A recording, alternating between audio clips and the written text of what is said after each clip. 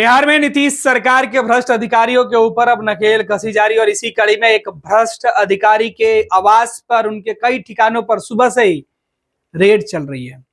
ये छापेमारी आपको बता दें कि बिहार के भ्रष्ट कार्यपालक पदाधिकारी के ठिकानों पर ईओयू की चल रही है और इसमें आय से अधिक संपत्ति होने के सीधे तौर पे जो है वो आधार बने थे और इसमें 79% यानी कि सीधे तौर पर 79% जो है आय से अधिक संपत्ति बनाने का आरोप और उससे जुड़े साक्ष्य मिलने के बाद सिवान में ये पदाधिकारी हैं और इनके पटना, लखनऊ, सिवान हर ठिकाने पर सुबह से छापेमारी शुरू कर दी गई है।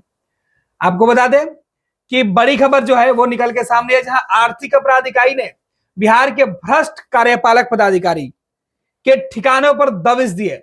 आर्थिक अपराध इकाई ने बुधवार को सिवान की नगर कार्यपालक पदाधिकारी अनुभूति श्रीवास्तव के कई ठिकानों पर छापेमारी की है। यह कार्रवाई आय से अधिक संपत्ति रखने के मामले पर की जा रही है। अनुभूति श्रीवास्तव जो है उनके खिलाफ जो ये कार्रवाई की जा रही है, ये भ्रष्टाचार में पहले भी शामिल थे। इनके ऊपर पहले भी इस तरीके की कार्रवाई हो चुकी है और इसके बाद फिर से हुई है।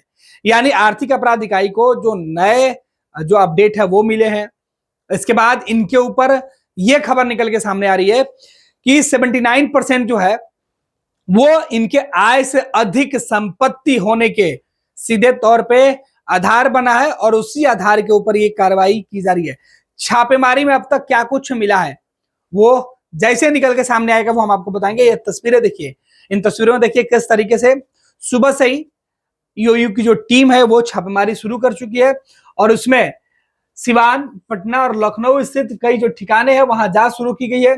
लखनऊ के गोमती नगर, पटना के रूपसपुर स्थित अर्पणा मेंशन और सिवान नगर परिषद के कार्यालय में अभियंता के आवास पर और अन्य जगहों पर तलाशी ली जा रही है। ईओयू की प्रारंभिक जांच में यह सामने आया है कि अनुभूति श्रीवास्तव ने अपने वैध आय से लगभग 79% अधिक संपत्ति अर्जित की है और इसी को आधार बनाकर आर्थिक अपराध इकाई ने यह छापेमारी शुरू की। इसके पहले अगस्त 2021 में भी विशेष निगरानी इकाई ने उनके खिलाफ भ्रष्टाचार निवारण अधिनियम के तहत मामला दर्ज किया था। इस मामले में आरोप पत्र दाखिल हो चुका है और मुकदमा अभी न्यायालय में लंबित है।